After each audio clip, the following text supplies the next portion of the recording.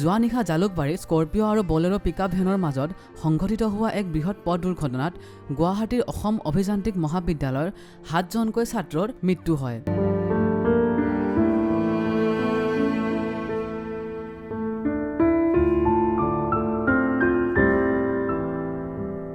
আটাইকেইজনে জালুকবাৰীৰ অসম অভিযান্ত্ৰিক মহাবিদ্যালয়ৰ ৩য় বৰ্ষৰ ছাত্ৰ বুলি জানিব পৰা গৈছে।